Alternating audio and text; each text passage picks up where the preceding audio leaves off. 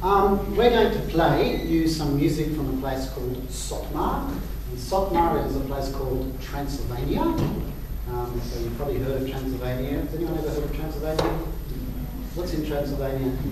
Vampires, yes. Dracula.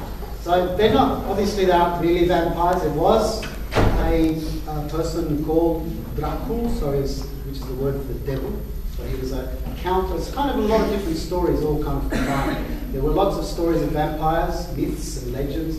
There was in fact a count who lived there who was called Vlad the Impaler, who was a pretty mean kind of guy when the Turks invaded.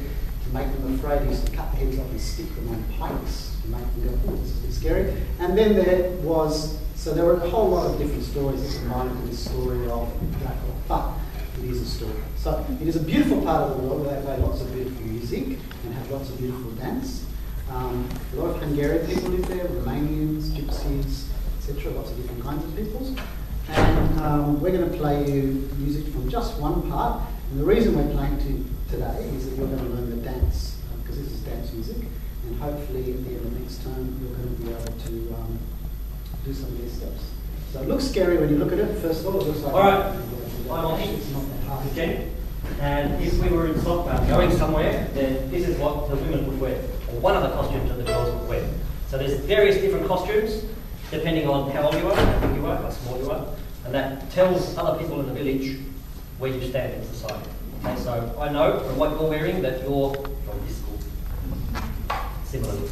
All right, with dance, it's nearly always done on a wooden floor. So this is going to be a really fantastic demonstration because the wooden floor, and most people have leather sole shoes, boys and girls, because of the percussiveness of what happens when you actually stand. Now I've got a theory about standing. A little history of dance, especially in that part of that neck of the woods. So around Europe, there's a whole lot of line dances, like in the Greek, where you see the Greeks sort of all doing the same thing. Everyone does the same thing. It's a good communal thing. You don't really have to think too much. You just got to be involved. The next step from a line dance is when you break off and you start doing your own thing, either as a solo or as a couple. And what this is in Sotmar they do a whole lot. The majority of it is couple dancing. All right. Generally with boys and girls, one boy and one girl. But there's other instances where there's all of the girls get together and do circle dances and lots of singing, and it's beautiful. We're going to show you the couple stuff. For this reason, it's okay for girls to do the boys' things as well.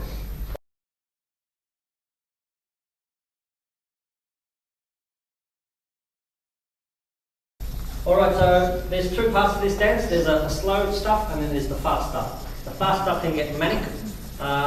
Generally, the faster the music, the less you do. That doesn't mean that you've got to move faster and quicker. It means that you do less so that you can keep up with the rhythm. The point of the band is that you dance to the music.